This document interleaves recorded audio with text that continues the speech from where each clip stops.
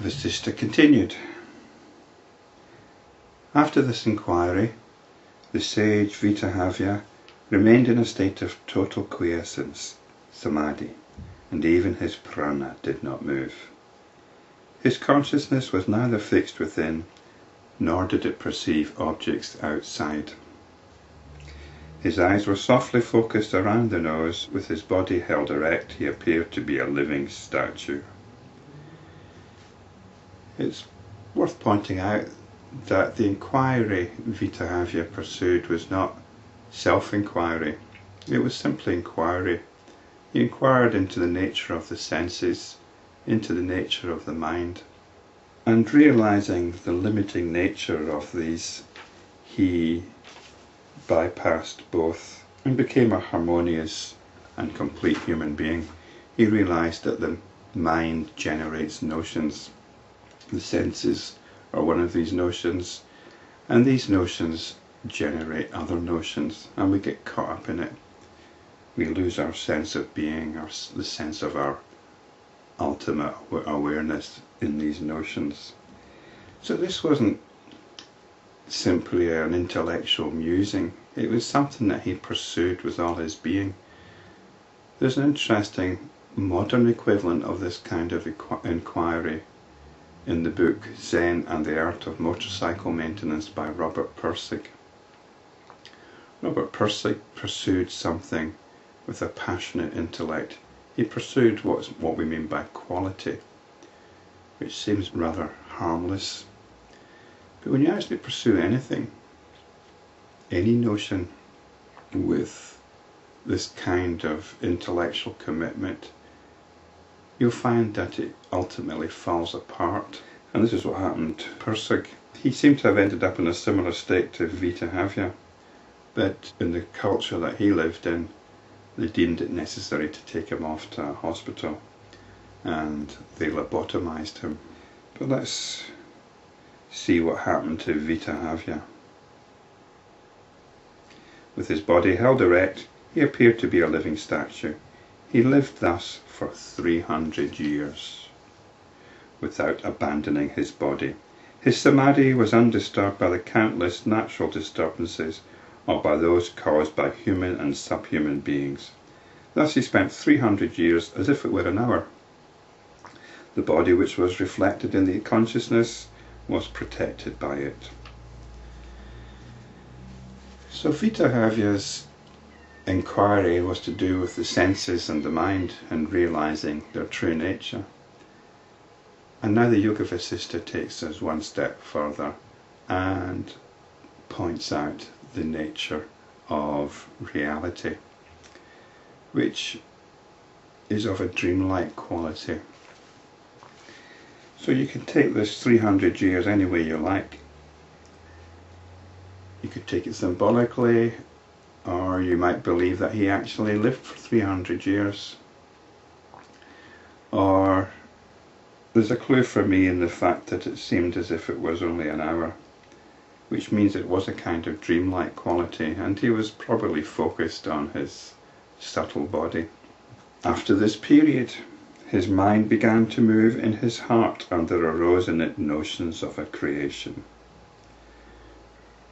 The heart is the heart of his being, his essence. And within it arise notions. This is the nature of life, of existence, of being. We are constantly being fueled by notions. Even somebody who's apparently liberated.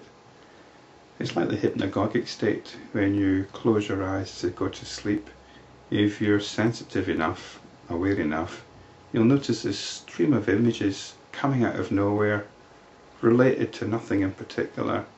There's an ongoing stream of notions, of images, of creation going on, even if you're liberated. Then he spent 100 years as a sage in Mount Kailas. For 100 years he was a demi-god. Then he ruled as Indra, the king of heaven, for a period of 5 world cycles. Rama asked, "How is it possible to interfere with the timetable of gods like Indra, O Holy One?" The post of Indra was already filled. There already is an Indra. So how come Vitahavya became Indra as well? That's the question. Vasishta replied, "The energy of the infinite consciousness is omnipresent, and it manifests as whatever it likes, wherever it likes. Whatever, wherever, and however this consciousness conceives the order," that's the natural order of things, "so does it become." Thus he saw all this in his own heart, which was free from all conditioning. On account of his attainment of the infinite consciousness, therefore, these notions apparently arose in it non-volitionally. After this he served as an attendant of Lord Shiva for a whole epoch. All this the liberated sage Vitahavya experienced. So all this is going on. Vitahavya entered into new lives for a very, very long time. It wasn't something he had any wish to do. It was non-volitional. These things just happen. Vitahavya's liberation lies in the fact that he didn't get involved in these things. He didn't get taken in by them. He pursued these lives. He got on with what needed to be done, but he was still liberated. Rama asked, "If such is the experience of Vitahavya, a liberated sage, then it seems as if bondage and liberation exist even for a sage, because it seems that the sage is being reborn again. And isn't the point of liberation to escape being born again and dying over and over, subject to countless suffering?" Well, let's see what Vasishta replied. "O Ram, for the liberated sages, this world exists in all its purity, peace and perfection as Brahman the infinite. How can there be bondage and liberation for them? Since Vitahavya had become one with the infinite consciousness, he experienced the experiences of all, and he does so even now." Rama asked, "If the creation of the sage was fictitious and imaginary, how were the embodied beings in it conscious and sentient?" In other words, Rama's asking about the contents of Vitahavya's psyche here. Vitahavya experienced being Indra, being an attendant of Lord Shiva, and so on.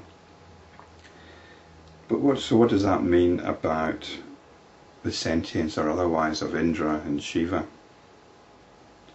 Vasishta replied, "If the creation of Vitahavya was fictitious, O Ram, so is this. That and this are both pure infinite consciousness, their appearance being the result of the delusion of the mind. In truth, neither that creation existed, nor does this exist. Brahman alone exists in the three periods of time. Only till this truth is realized does the world appear to be a solid reality." In other words, I think rather than fictitious we can say notional. It's all notional. And we identify with our notions to such an extent that it's as if they're material. But we all know that materiality, when you really look into it, doesn't really have much credibility. Even materiality like money and so on. Or even from the scientific physics point of view, materiality is a very limited way of looking at things. There's nothing realistic about it at all.